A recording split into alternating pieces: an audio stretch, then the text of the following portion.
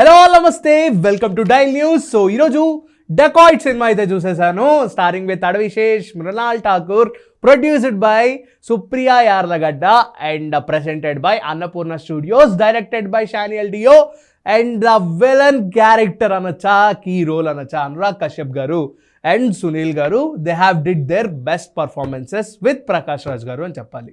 So ఈ సినిమాకి first of all మనం ప్లాట్ గురించి మాట్లాడితే వెరీ సిల్లియస్ట్ ప్లాట్ అనమాట. ఆల్రెడీ అడవిశేష్ గారు ప్రతి ప్రెస్ మీట్ అండ్ ప్రతి ఇంటర్వ్యూస్లో కూడా ఆయన చెప్పడం జరిగింది, స్టోరీ లైన్ చూడొద్దు, దాన్ని తీసుకెళ్లే ఆ టేక్ అవే ఏదైతే ఉందో సినిమాని అదే హైలైట్గా చూపించబోతుందని చెప్పారు. ఈవెన్ నేను కూడా అదే అనుకునే ఎక్స్పెక్టేషన్స్ ఏం పెట్టుకోకుండానే వెళ్ళాను and I'm much worthy satisfied అని చెప్పచ్చు. బట్ ఈ సినిమాలో కొన్ని ప్లాట్స్ అయితే అన్సాటిస్ఫైడ్గా అనిపించాయి. నాట్ అన్వర్తీ, దే ఆర్ అన్సాటిస్ఫాక్షన్గా నాకైతే అనిపించింది. But cinema story plot unspoiler review గురించి మనం మాట్లాడితే, సినిమాలో బేసిక్గా వాళ్ళు చెప్పాలనుకున్న ఆ థీమ్ ప్లాట్ ఏంటంటే డెకాయిట్ అనేది కాదు, ఆ కిందున్న క్యాప్షన్ ఏదైతే ఉందో ఒక ప్రేమ కథ, దాని మీదే సినిమా అంతా రివాల్వ్ అవుతూ ఉంటుంది. They are not just dacoits, they are the greatest lovers. So ఇది అంటే ప్రతి ఒక్కళ్ళు సినిమా చూసిన తర్వాత ఇదే చెప్తారు. ఎందుకంటే అక్కడ మనం చూసుకుంటే రోమియో జూలియట్ అలా పిలుచుకుంటూ ఉన్న వాళ్ళిద్దరూ, హరి అండ్ సరస్వతి, వాళ్ళ యొక్క ప్రేమ కథ ఏదైతే ఉందో అది ఎంత విలనిస్టిక్గా, ఎంత రూత్లెస్గా ఉంటుంది. అండ్ ఫైనల్లీ ఎవరు గెలిచారు, వాళ్ళ ప్రేమలో వాళ్ళు గెలిచారా లేకపోతే ఆల్రెడీ స్టార్టింగ్లోనే ఓడిపోతారు, బట్ అది ఎంత దూరం ముందుకు తీసుకెళ్ళింది. అండ్ అడవిశేష్ మృణాల్ ఠాకూర్ని సేవ్ చేశాడా లేదా, అండ్ మృణాల్ ఠాకూర్ ఒక్కసారి మోసం చేసిన అడవిశేష్ని రెండోసారి కూడా అదే మోసం చేస్తుందా, చెయ్యలేదా.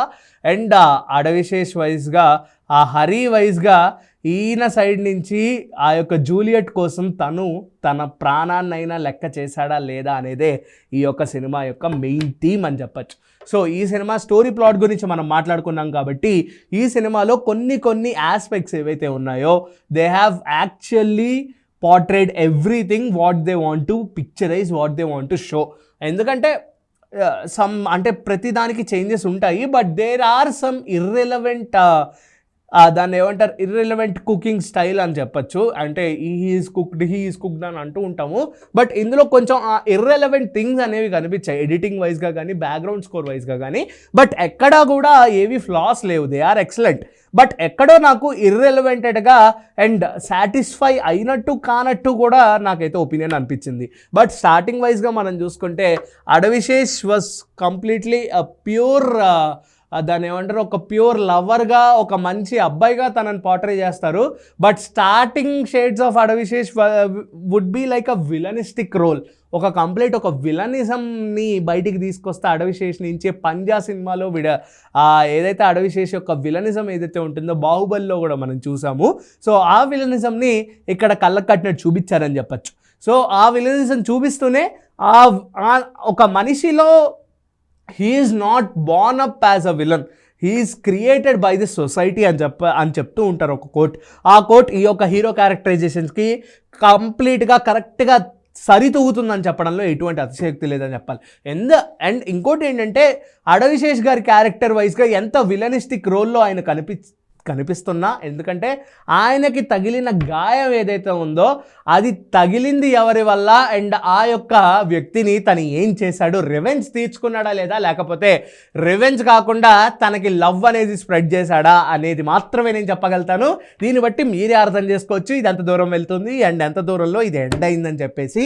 Annapurna studios and Supriya Yarlagadda garu and Sumanth garu, they are much confident about this product. ఈ ప్రోడక్ట్ మీద చాలా మందికి చాలా ఎక్స్పెక్టేషన్స్ ఉన్నాయి. అండ్ ఆడియన్స్ వైజ్గా కూడా జనరల్ హైప్ మనం చూసుకుంటే అడవిశేష్ గారి సినిమాల గురించి చాలా మందికి చాలా ఎక్స్పెక్టేషన్స్ ఉంటూనే ఉంటాయి. ఎందుకంటే మనం గూఢాచారి చూసుకోవచ్చు, లేకపోతే ఎవరు చూసుకోవచ్చు, క్షణం చూసుకోవచ్చు. ఈ యొక్క సినిమాలు చూస్తుంటే ఆ మేజర్ కానీ అండ్ అడవిశేష్ మీద ఒక మంచి ఇంపాక్ట్ అనేది ప్రతి ఒక్కరికి ఉంది. He can do the best cinemas, he can deliver the good outputs of cinemas అని చెప్పేసి ప్రతి ఒక్కరికి ఒక క్లియర్ ఒపీనియన్ అయితే ఉందని మన అందరికీ తెలుసు. సో ఈ యొక్క పాయింట్స్లో మనం చూసుకుంటే ఈ యొక్క సినిమా అనేది ఆయన యొక్క ప్రీవియస్ ఫిల్మోగ్రఫీస్తో ఈ సినిమా సరిగి తూగుతుందా లేదా అనే పాయింట్ మనకి వస్తే ఈ సినిమా ఖచ్చితంగా సరితూగుతుందని చెప్పచ్చు. బట్ ఇది ఫ్యామిలీ ఆడియన్స్కి ఎంతవరకు కనెక్ట్ అవుతుంది అనే పాయింట్ అయితే నేను హామీ ఇవ్వలేను. ఎందుకంటే ఒక ఎమోషనల్ రైడ్లో వీళ్ళు చూడాలనుకుంటే ఒక ఎమోషన్ అయితే కంప్లీట్గా పరిచయం చేస్తుంది. బట్ అది ఎంత దూరం తీసుకెళ్తుంది అనేది మనం ఇంకా వేచి చూడాల్సిందే. అండ్ ఈ సినిమాలో ఉన్న ప్లస్ పాయింట్స్ గురించి మనం మాట్లాడుకుంటే ఈ సినిమాలో కంప్లీట్గా background score and Mrunal Thakur characterization and కంప్లీట్గా Adivi Sesh characterization, that last 20 minutes of climax and కన్నెపెట్టరో సాంగ్ యూజ్ చేసుకున్నంత నాకు తెలిసి అక్కినేని ఫ్యామిలీ కూడా యూజ్ చేసుకుని ఉంటారు, అడవిశేష్ గారు యూజ్ చేసుకున్నంత. హీ హ్యావ్ కంప్లీట్లీ అంటే అసలు పీక్ అన్నమాట. పీక్ సినిమా ఒక 2 to 5 minutes ఉంటుంది. ఆ యొక్క కన్నెపెట్టరో సాంగ్ రీమిక్స్ ఏదైతే మనం టీజర్లో చూసామో ఆ రీమిక్స్తో టైటిల్ రివీల్ అవుతుంటే బాబా వాట్ ఎ హై మ్యాన్. అసలు అక్కినేని ఫ్యాన్స్కి నిజంగా ఒక పెద్ద హై. నార్మల్ ఆడియన్స్ కూడా ఇంత హై వచ్చిందంటే Akkineni fans they are much happy to watch this. And king Nagarjuna fans అని కూడా ఒక పెద్ద బ్యానర్ కూడా పడుతుంది, మీరు అందరు చూడాలి అది కంపల్సరీగా. సో ప్లస్ పాయింట్స్ గురించి మాట్లాడుకుంటే దీంతోపాటు బ్యాక్గ్రౌండ్ స్కోర్ అండ్ దాంతోపాటు అనురాగ్ కశ్యప్ క్యారెక్టరైజేషన్ అండ్ దాంతోపాటు అనురాగ్ కశ్యప్ క్యారెక్టరైజేషన్కి వస్తే పక్కా విలనిస్టిక్ షేడ్స్లో ఉంటారనుకున్న ఈయన సడన్గా పశ్చాత్తాపానికి మించిన ప్రాయశ్చిత్తం ఇంకోటి ఉండదు. అండ్ తన మీద తగిలిన గాయం తను తప్పు లేనందువల్ల తగిలింది కాబట్టి మనం మన్నించక తప్పదు అనుకున్న ఒక గొప్ప క్యారెక్టరైజేషన్ని మనకైతే విట్నెస్ చేయించారు అని చెప్పాలి.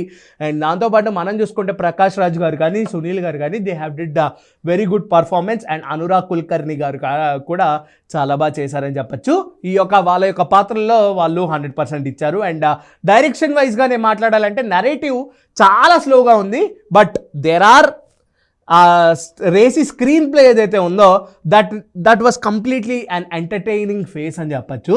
సో ఇవి ప్లస్ పాయింట్స్ అయితే. మైనస్ పాయింట్స్ వచ్చేసి కొంచెం ల్యాగ్ అయితే ఉంది. అండ్ దాంతోపాటు స్టోరీ యొక్క introduction, the plot of the story ఏదైతే ఉందో, ఆ నరేటివ్ ఏదైతే ఉందో అది కంప్లీట్గా మిస్ఫెయిల్ అయ్యింది అని నేను మాట్లాడను, కానీ బిలో యావరేజ్గా అనిపించింది. ఎందుకంటే చాలా రొటీన్ టెంప్లెట్, దాన్ని ఎంత రేసీగా చూపించారంటే, ఎంత రేసీ స్క్రీన్ ప్లేతో చూపించారంటే అంత బాగా చూపించారని చెప్పచ్చు. బట్ స్టోరీ వైజ్గా మనం చూసుకుంటే it's complete routine story. And దాంతోపాటు మనం ఇంకొక మైనస్ పాయింట్ గురించి మాట్లాడితే ఈ యొక్క బీజిఎమ్స్ ఏవైతే ఉన్నాయో, ఈ యొక్క స్క్రీన్ ప్లే ఏదైతే ఉందో కొన్నిసార్లు ఇర్రెలవెంట్గా అనిపించింది. అది ఏమన్నా మైనస్ పడుతుందా లేదా అనేది ఒకవేళ మీరు థియేటర్స్లో చూస్తే మీరే చెప్పాలి. అండ్ ఇవి నేను గమనించిన plus points and minus points. If in case మీరు డకాయిట్ కనుక చూసుంటే మీరు ఎంత రేట్ చేస్తారో ఖచ్చితంగా కింద అయితే కమెంట్ చేయండి. If I want to rate Dacoit I would rate 2.75 out of 5. So మీకు ఎలా అనిపించిందో ఖచ్చితంగా కింద అయితే కమెంట్ చేయండి. అంటే దానికి keep watching dial news. This is Karthik signing off.